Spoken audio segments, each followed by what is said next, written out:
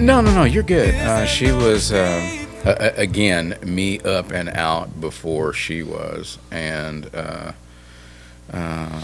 sorry I missed you this morning.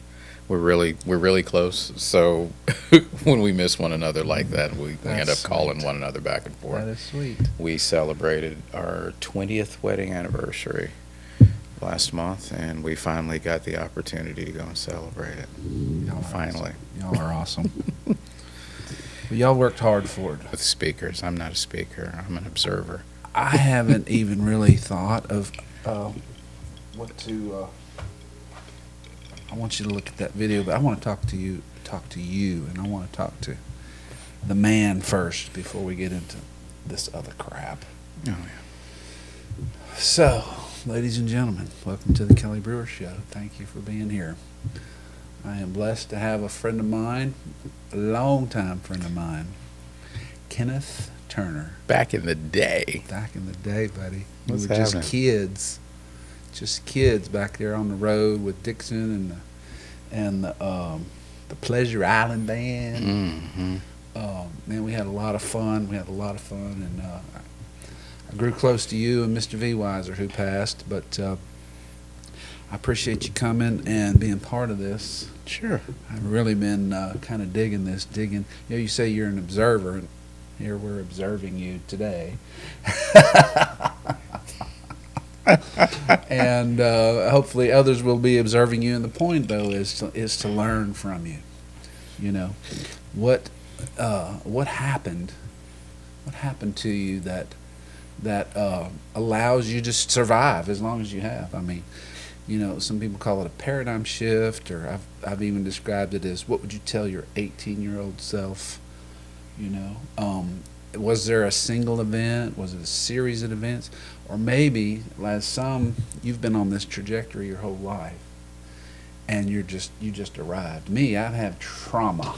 It took trauma to get through my thick head, you know. So, and all of that had to happen because God met me over there on the East Coast and walked me home. So I don't know if, you know, your experience. Share with us if you can put it in few words. It's been a pretty quiet existence for me. Pretty normal. My mom early on, treat people the way you want to be treated. You're the same as everybody else that's out there, and do your best. And I've tried to live by that. Man, that's two solid pillars you could build with. And then a mom, your third pillar. Shoot. Well, no, we were raised as wild Indians, man, bouncing off the walls. So I can't relate to your upbringing. I can't, because man, we were just freaking crazy. You know. Well, when I met you, you seemed like you were doing pretty well. You were playing with the band. What was it? Battle of the Bands, Lamar University. Can't remember the year, but Early mid '80s. we were performing. Hero was the band, yeah. And just watching from a distance, waiting our turn to go on stage and play. Was that at Lamar? That was Lamar, yeah, Setzer Center, back in the day. Yeah. I think we actually won that battle somehow. I don't remember. I do. It was one of the few times we entered several Battle of the Bands, and that was one of the few we actually won.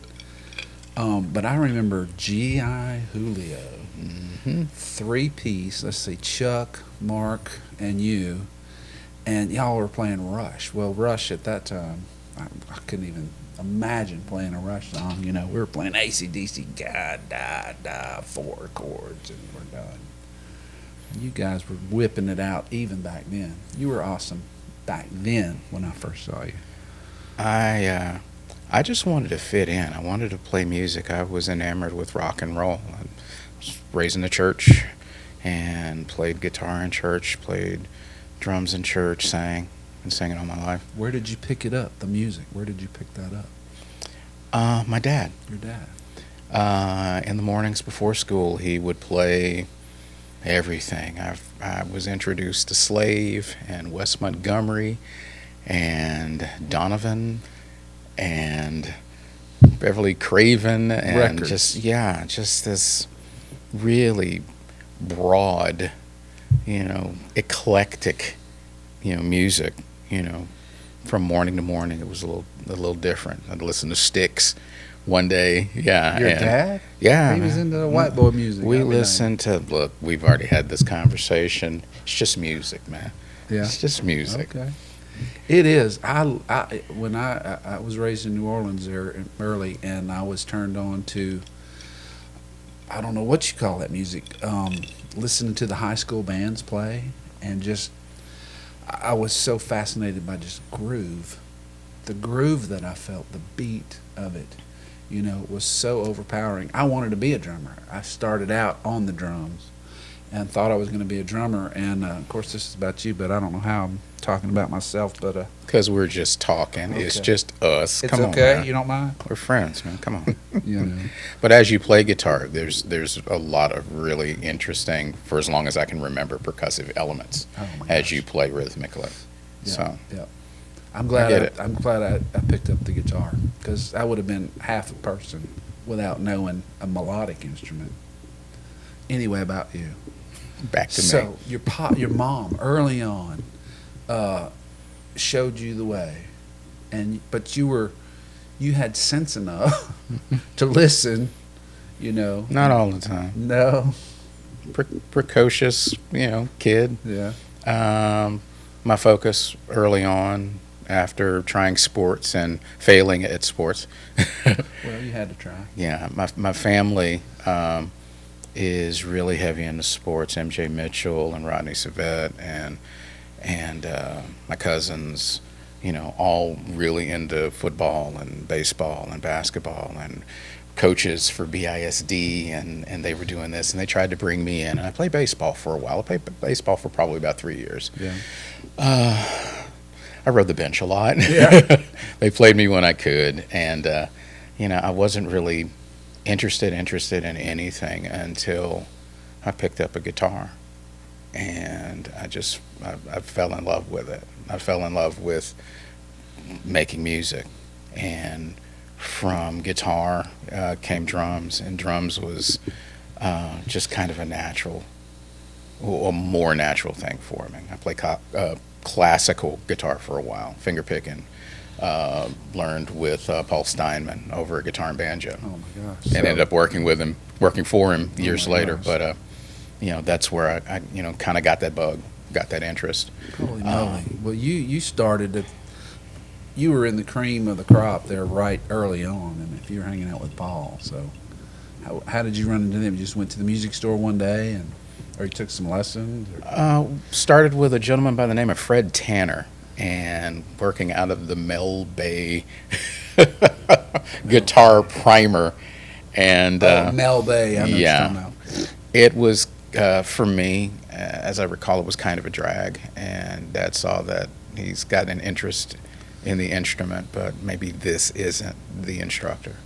And after some searching, he got me to Guitar and Banjo, which is the it's now it was a Navrosky's Right. for a while, Right.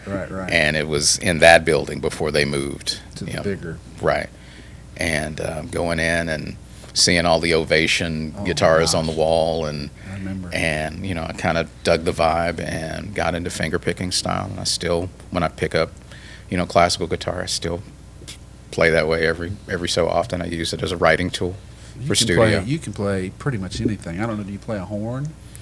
I tried trumpet for a while, and that lasted about a month because all the buzzing. Oh my gosh. Yeah, my lips would swell up. It looked like LeVar Burton back in the day, and I'm like, no, this isn't the vibe for me. No offense to trumpet players out there. I respect your instrument. It didn't work for me. Didn't work for you. Yeah.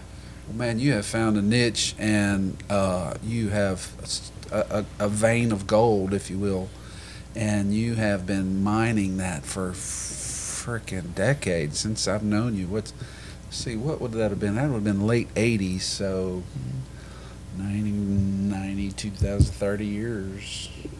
At least. That's when I knew you were doing it before, because you were playing with G.I. Julio. Where did that name come from? I always wondered. It was that name when I joined Okay. the band, when I was given the opportunity to play. Before G.I. Julio, I was having the hardest time just connecting with people after high school. I remember playing a lot of rock with friends, after band class. And You did take band in school. was in band, lettered in band. Really? Enjoyed that at South Park. Graduated in '82. During that time, again, fell in love with rock and roll. And was listening to, the usual fare of the day: Scorpions, AC/DC. Really? Yeah. But, I was, my dad made sure that I was a mixed bag. It wasn't just one musical stylization. I listened to a lot of different things. But that's what really piqued my interest, for music. And I stayed there for a long time. In college, studied jazz. And jazz, just again piqued my interest in, learning as much as I could about the instrument. What did you study in college? Did you?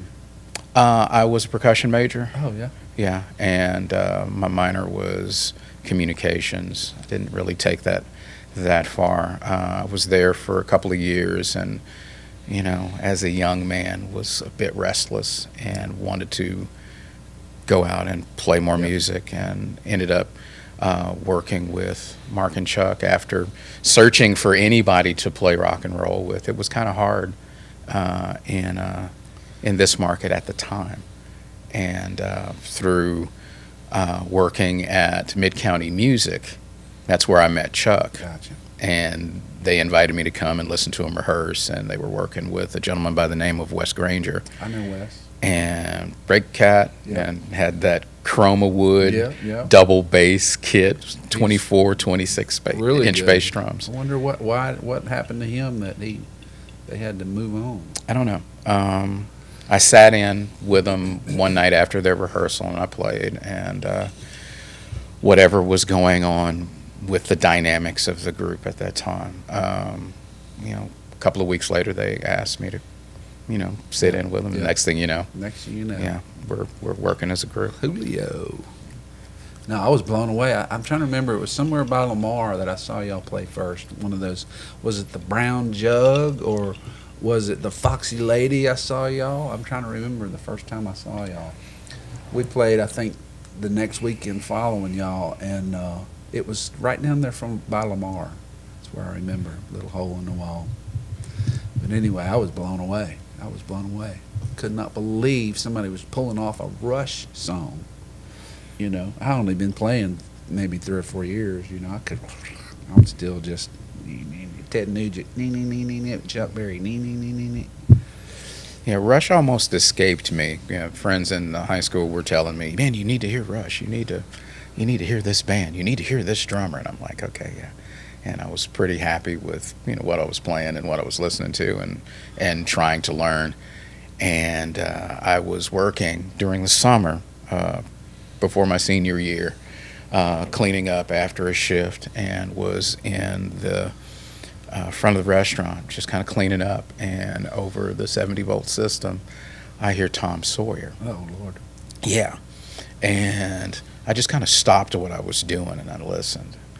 And the next day, that was a Saturday, on Sunday, went to Parkdale, and with the money I had, I got 2 Rush albums, Exit Stage Left and Signals. And that's where I started. And I was all things Rush. And I would go to our buddy Brian Bertrand's house. Okay. And he had everything that they'd done, Really? up to that point. Okay. And I sat there, and he would take the vinyl out, and It's almost like a holy moment. there you go. And I record everything that I didn't have. I recorded, and then I took a deep dive into all things Peart. And Rush led me to King Crimson, and that led me to UK, and that led me to Yes, and Yes. then I got really heavy into Prog progressive rock. Yeah. Yeah. And that was kind of the bit with the jazz and gospel and everything else that I was doing up to that time. And then, that fell into my lap, and yeah, I just deep dive. Yeah. So deep that I forgot to go to class that mom and dad were paying for over at Lamar. And yeah. Dude, your experience sounds a lot like mine. I'm kind of surprised. My dad, looking back, I do see my dad, he loved music and, got me my first guitar. So he was a big influence. We were always listening to all kinds of music. And then I went to Lamar. I bet we were there basically the same time. I think so, yeah. And I could not concentrate. The music was so forefront in my head. I could not. I was pre-med. I went for 3 years, and the last semester I would just go to the Setzer Center and listen to music. I couldn't go to the class. I hated the class, and I felt bad for spending my dad's money on not completing. But I couldn't, like you say, restless. Very restless, and I enjoyed the classes. I wasn't ready for it. I'd left high school, and 2 weeks after graduation, I enrolled in summer classes. There was no break. There was no pause. And I did the best that I could and went from 2 summer semesters straight and then straight into the fall semester and marching band and classes. And by the time I got to spring semester, my brain was like, Yeah. And, I don't. Did you finish? No, unfortunately, I did finish. not. I did not finish. I couldn't. There was no way. I'm going to call it lack of maturity and not listening to, my mother and my pastor and If you could have just taken like a break after high school, that's what I was thinking. If I could have just taken a year off, and you know how the Mormons, they send the kids out after high school, 2 years, they're gone for 2 years and then come back. If I could have done that, I probably would have had a totally different life. But going straight into college, no, could not sit there and listen to old men with faded marking on the writing on the jaw. I couldn't. I just could not sit there and listen to that. I know that my experience is not too different from some of the young people that I've had opportunity to work with. You really have to grab their interest, and they have to be mature enough to do the work and stay focused. And at that particular point in time, I was not.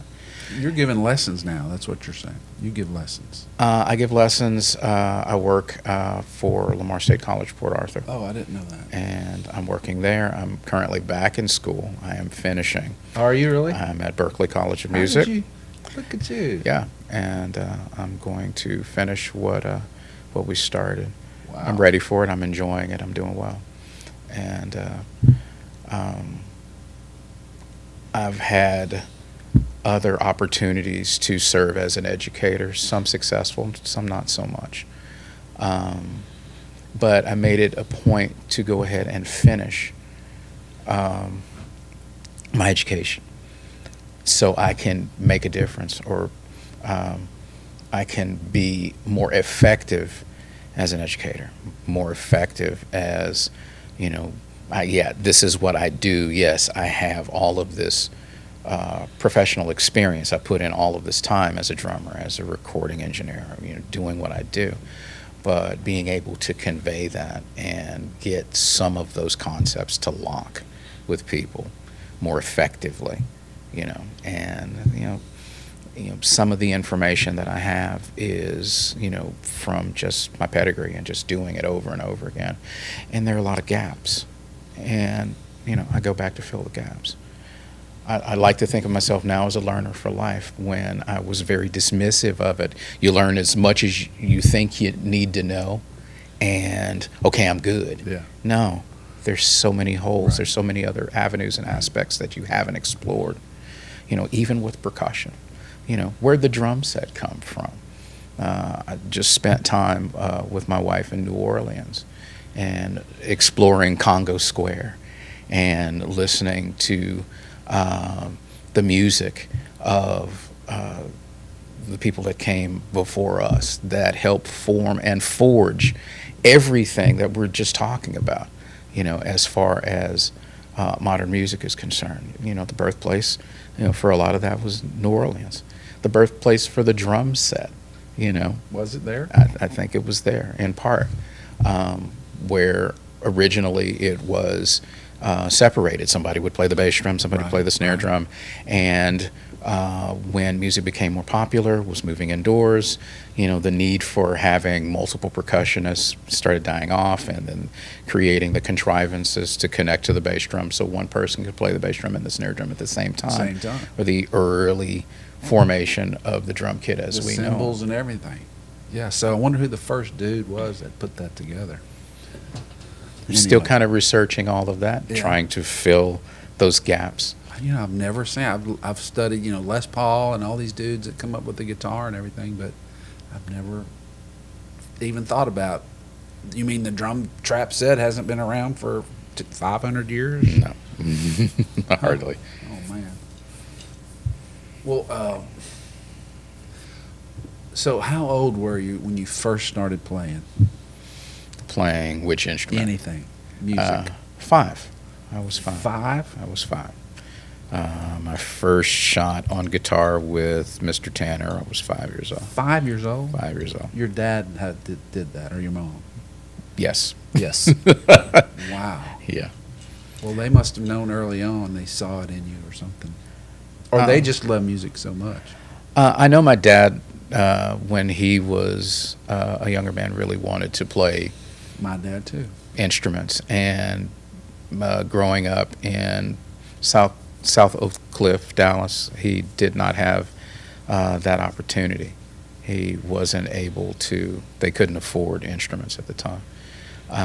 He excelled in sports and athletics, and lettered in pretty much everything that you could. But he always had that longing. So he was an avid music enthusiast, avid jazz enthusiast, and he passed that along to my sister and me. She plays too. She is classically trained pianist. Oh my gosh! Does she do it like for a living? Like no. She's unfortunately she gets nervous around. Yeah.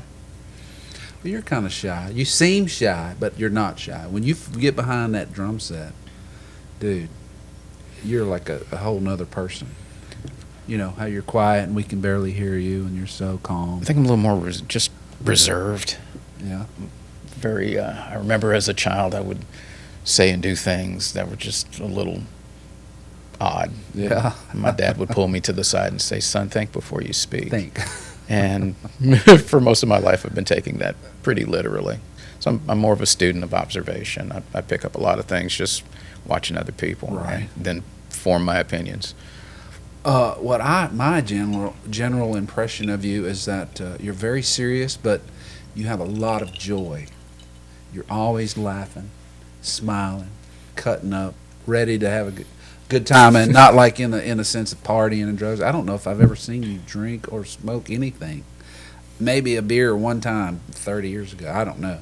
But the thing that always draws me to you, and Brian Barron's like this too, is they're just this natural flowing of joy, and it's like a light, and I'm drawn to that. I am. Well, thanks.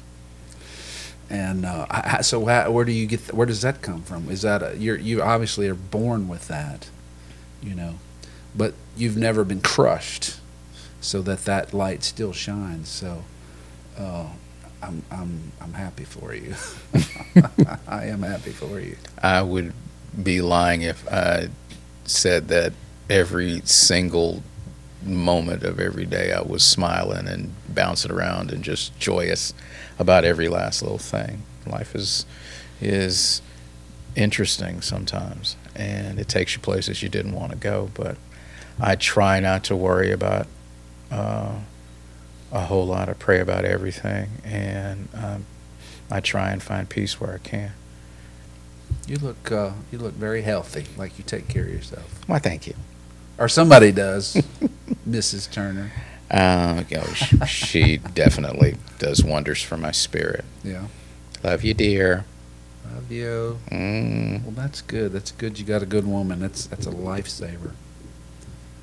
So tell me, give me the deep dark secret. What is it that gets you up every day and makes you embrace the work, the challenge, the grind, the ups and the downs? How do you do that every day? I'm going to say the creative spark, just the interest and love for being a creative, in music. And I work with some amazing people. You've met quite a few of them recently. Oh my gosh. And from my buddy Blake Sticker, Good my brother gosh. Blake, and Frankie Randazzo, good friend.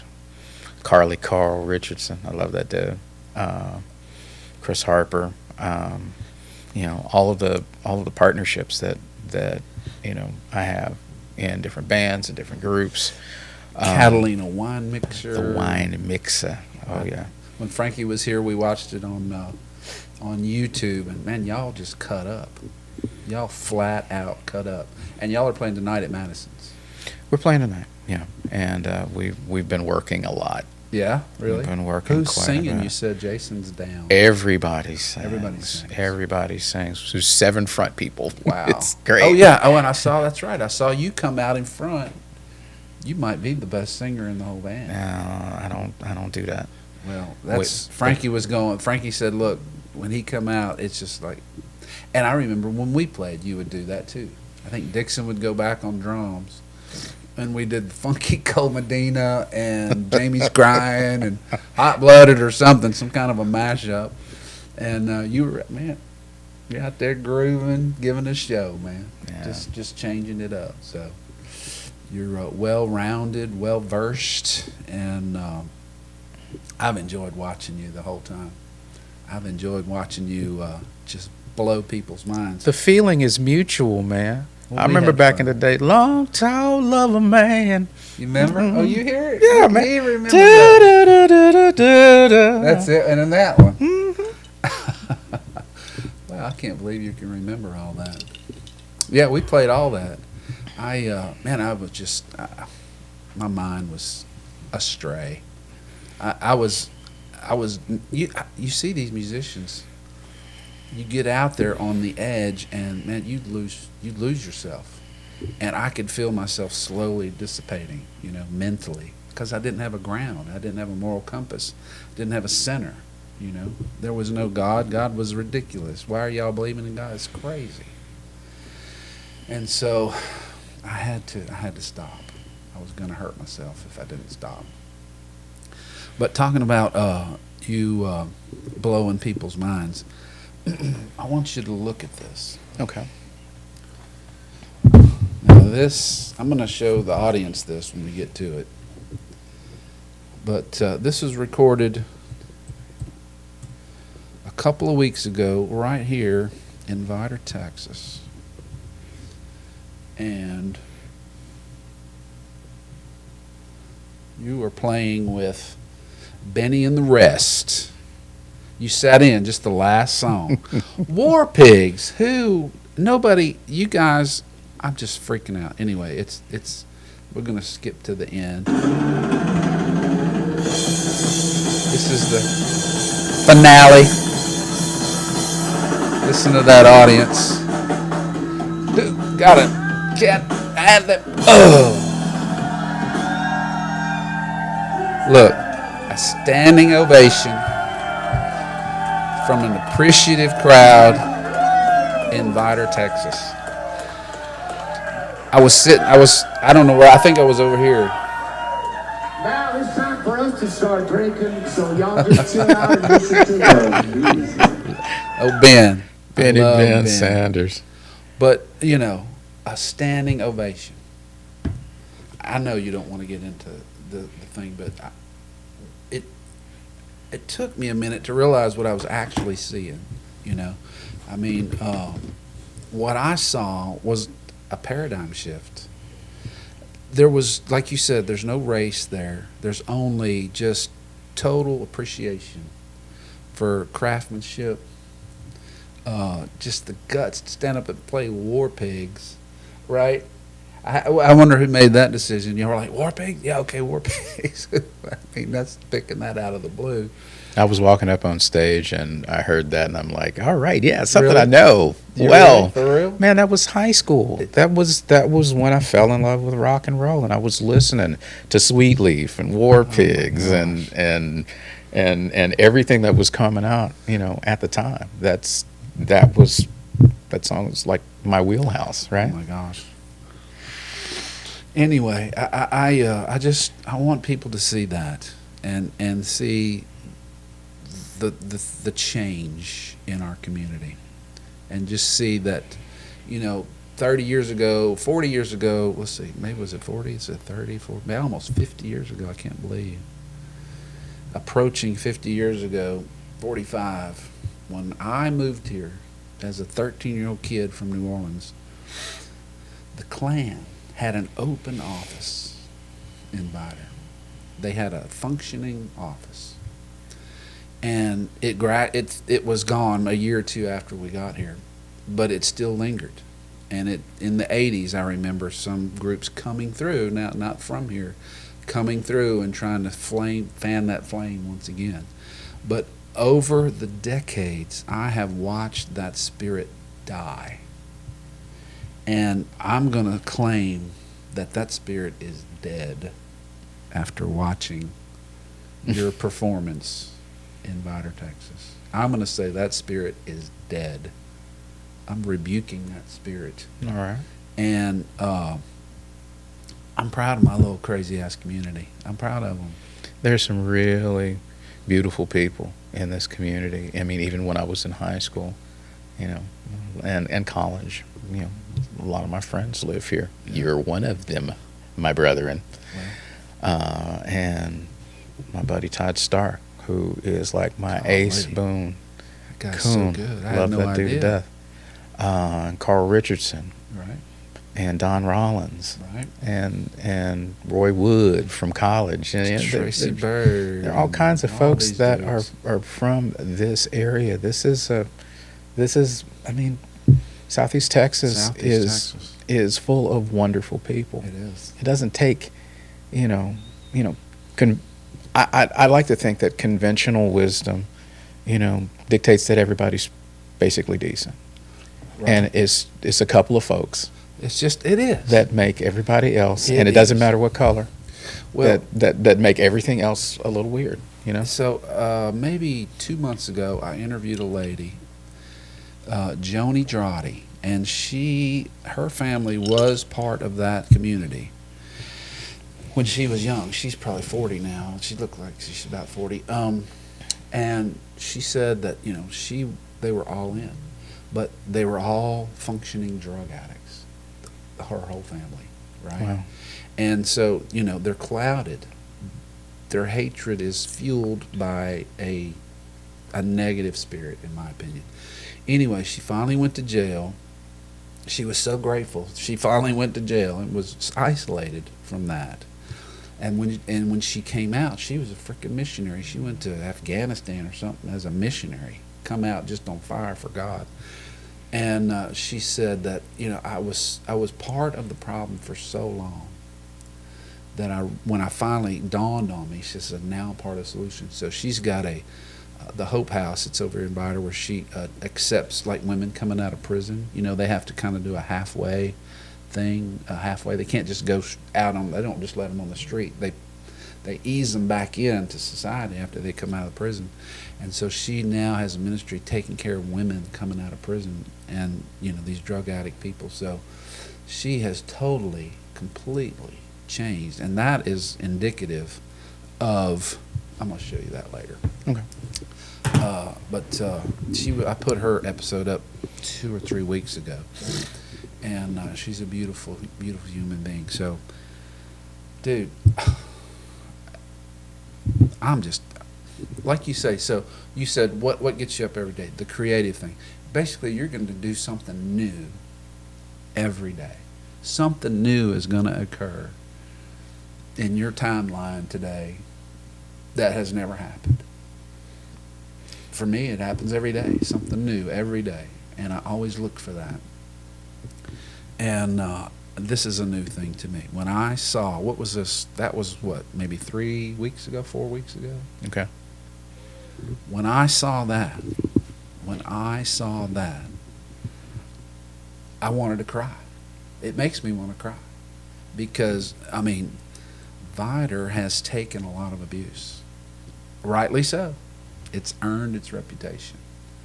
But that was decades ago. And what I saw 3 weeks ago made me proud of people, not Vider, but just people willing to put stupidity behind, you know, and just embrace love, embrace joy, embrace, I don't even know how to describe it. Help me describe it. You know, you probably didn't see that, you know, because you were in the thrill of the moment, you know, but I'm still amazed by it. It gives me chills. It does. I'm always appreciative of the creation of the synergy between what we're doing on a stage and how it's received by the people that are listening and what they give back in kind. And all that does is fuel us to continue doing it. And when I think about that flow, I'm not thinking about what they look like. Oh, I know that. So you're playing with Catalina Wine Mixer. Who else? Catalina Wine Mixer, Peace in the Chaos, is still alive, still alive. breathing, is still doing its thing, and we're in the process of recording some acoustic music. And we started that process about a week ago, and hopefully we'll have something for people to listen to and enjoy here in the coming weeks. When y'all first came out, me and Jeffrey bought one of y'all's T-shirts. Still got that around here somewhere. It's a very cool groove. I got to get Blake in. He said he would come in, so I need to try to set him up. I appreciate you coming in. It was my Taking pleasure. time out of your busy schedule. I mean, dang, you got 3-4 bands you're playing with. You're teaching all week.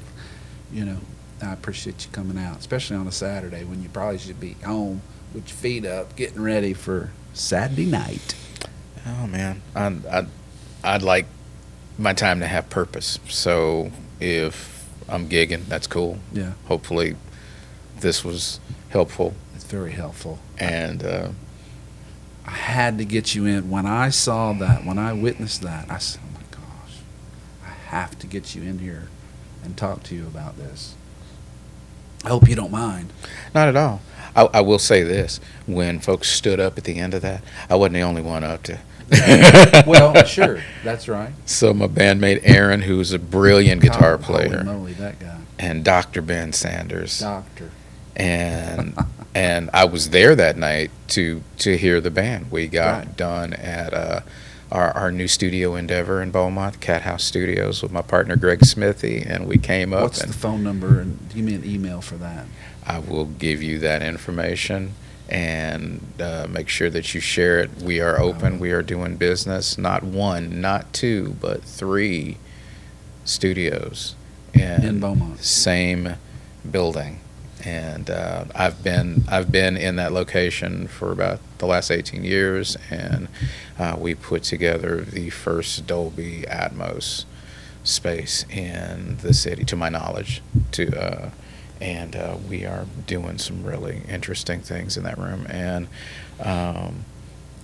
working with a lot of really cool people. If you haven't heard Matt Lewis play the guitar, seek Matt Lewis out. He's the future. Oh, yeah. He's an amazing musician, and he's just a good cat.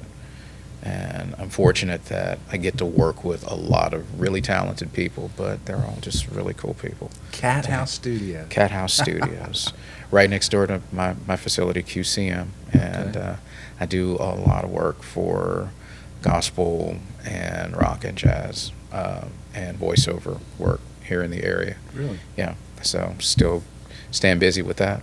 And my partner Greg and our other guy Matt Rowe, who's a sound engineer, LSCPA, met him there, was a former student, and he's out there just doing great things, live sound and with studio work and Really? post-production for film. He's Oh my gosh. really talented Very dude. cool.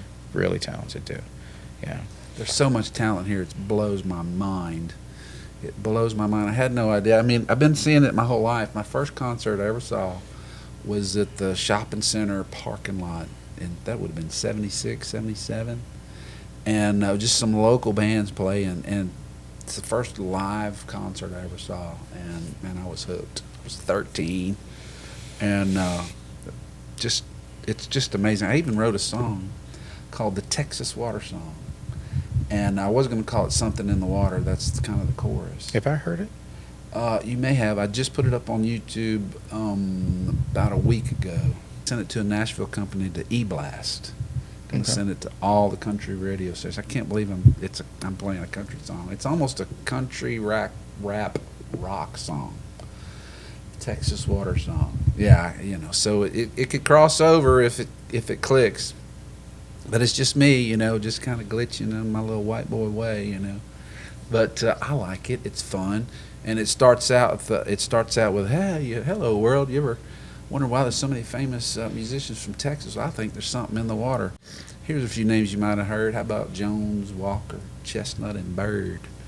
Man, these guys are from right here, So, and then Janis Joplin, Buddy Holly, the ZZ Top. All of these cats are from just right here in Texas. So, and then I go on to list them as we go.